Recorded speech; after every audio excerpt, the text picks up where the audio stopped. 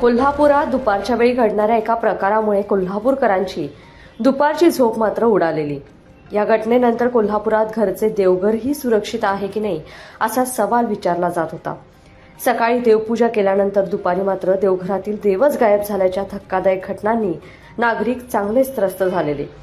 देवघरात चोरी करणाऱ्या या महिलेची पोलीस कोठडीत आता रवानगी करण्यात आली आहे।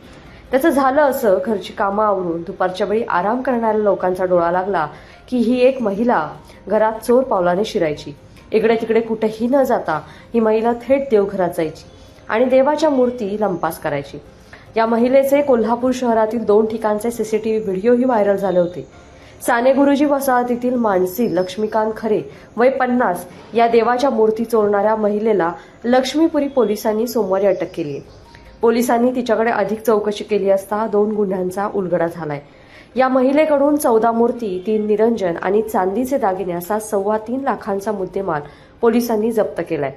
लक्ष्मीपुरी पोलीस ठाण्याचे निरीक्षक श्रीराम कन्हेरकर यांनी दिलेल्या माहितीनुसार उदय मधुकर देवरुखकर वय 65 राहणार शुक्रवार पेठ कोल्हापूर यांच्या घरात 23 डिसेंबर 2025 रोजी चोरी झालेली।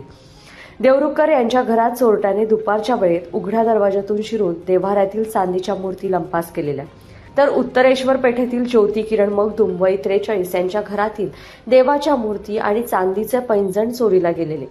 या गुन्ह्यांचा तपास करताना पोलिसांना मानसी खरे या संशयित महिलेची माहिती मिळाली। यानंतर पोलिसांनी या महिलेला ताब्यात घेऊन चौकशी केली असता तिने 2 गुन्ह्यांची कबुली दिली। तिच्या घराची तपासणी केली असता देवांच्या 14 मूर्ती, 3 निरंजन, पैंजण जोड, करंडा, दिवा असा मुद्देमाल पोलिसांना मिळालाय। महिलेच्या घरातून या वस्तू केल्यात पोलिसांनी जप्त।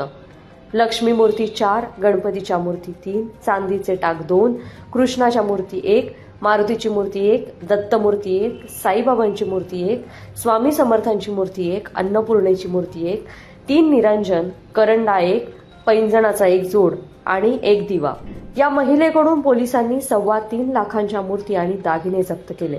पोलिसांकडून न्यायालयात हजर केल्यानंतर तिची पोलीस कोठडीत रवानगी आता करण्यात आली आहे। या प्रकरणाचा पुढील तपास पोलीस करतायत। लोकमत.com साठी कोल्हापूरहून मी दुर्वा दळवी।